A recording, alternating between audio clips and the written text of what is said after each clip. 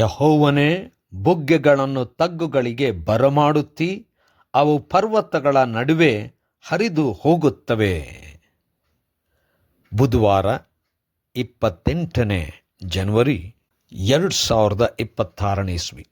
ಈ ದಿನದ ವಾಕ್ಯ ಧ್ಯಾನಕ್ಕಾಗಿ ನಾನು ಆರಿಸಿಕೊಂಡಿರುವಂಥ ವೇದ ಭಾಗವು ಆದಿಕಾಂಡ 35ನೇ ಅಧ್ಯಾಯದ 5ನೇ ವಚನ.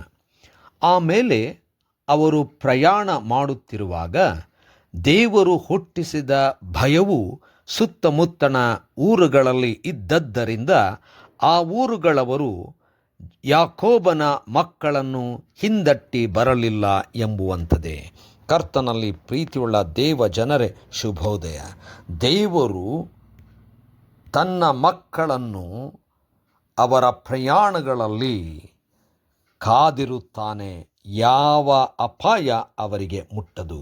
ಕರ್ತನಲ್ಲಿ ಪ್ರಿಯರೇ, ಈ ವಾಕ್ಯ ಧ್ಯಾನ ಮಾಡೋಣ. ಈ ದಿನದ ವಾಕ್ಯ ಧ್ಯಾನದ ಶೀರ್ಷಿಕೆ ದೇವರ ರಕ್ಷಣೆ.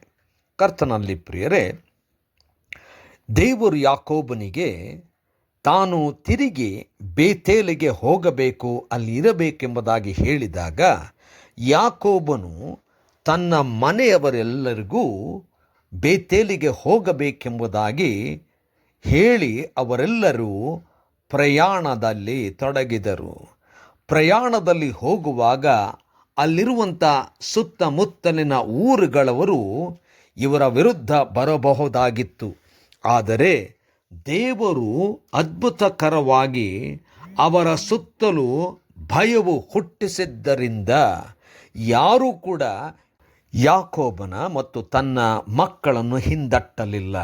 ಕರ್ತನಲ್ಲಿ ಪ್ರಿಯರೇ, ದೇವರು ತಾನೇ ಯಾಕೋಬನಿಗೆ ಬೇತೇಲಿಗೆ ಹೋಗಬೇಕೆಂಬುದಾಗಿ ಆಜ್ಞಾಪಿಸಿದನು. ಅದರಂತೆ ಯಾಕೋಬನು ಪ್ರಯಾಣ ತೊಡಗಿದನು. ದೇವರು ತನ್ನ ಜನರನ್ನು ಯಾವ ರೀತಿ ಅಪಾಯ ಬರದ ಹಾಗೆ ಸುತ್ತಲೂ ಅವರನ್ನು ಕಾಪಾಡಿದನು.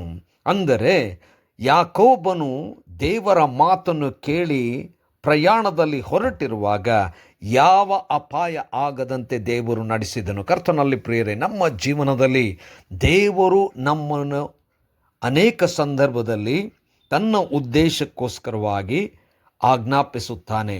ಪ್ರಯಾಣ ತೊಡಗಲಿಕ್ಕೆ ದೇವರು ಹೇಳುತ್ತಾನೆ. ಅದು ಯಾವ ರೀತಿಯಲ್ಲಾದರೂ ಇರಬಹುದು. ಆಗ ನಾವುಗಳು ಯಥಾರ್ಥವಾಗಿ ನಂಬಿಕೆಯಿಂದ ಯಾವುದಕ್ಕೂ ಹೆದರದೆ ಪ್ರಯಾಣದಲ್ಲಿ ನಾವು ಪ್ರಾರಂಭ ಮಾಡಬೇಕು, ಮುಂದೆ ಹೋಗಬೇಕು. ಅನೇಕ ಸಂದರ್ಭಗಳಲ್ಲಿ ಹೋಗುವಂಥ ಸ್ಥಳಗಳಲ್ಲಿ ಸವಾಲುಗಳಿರಬಹುದು, ವಿರುದ್ಧ ಬಲಿಷ್ಠವಾದಂಥ ಶಕ್ತಿಗಳಿರಬಹುದು. ಆದರೆ ನಾವು ನೋಡಬೇಕಾದದ್ದು ದೇವರ ಆ ಒಂದು ವಿಶೇಷವಾದಂಥ ರಕ್ಷಣೆ. ದೇವರೇ ನಮಗೆ ಆಜ್ಞಾಪಿಸಿದಾಗ ನಾವು ಹೋಗುವಾಗ ಆ ದಾರಿಯನ್ನು ಸರಾಗವನ್ನಾಗಿ ದೇವರು ಮಾಡುತ್ತಾನೆ. ಎಲ್ಲ ಅಪಾಯದಿಂದ ತಪ್ಪಿಸುತ್ತಾನೆ, ಸುರಕ್ಷಿತವಾಗಿ ನಡೆಸುತ್ತಾನೆ.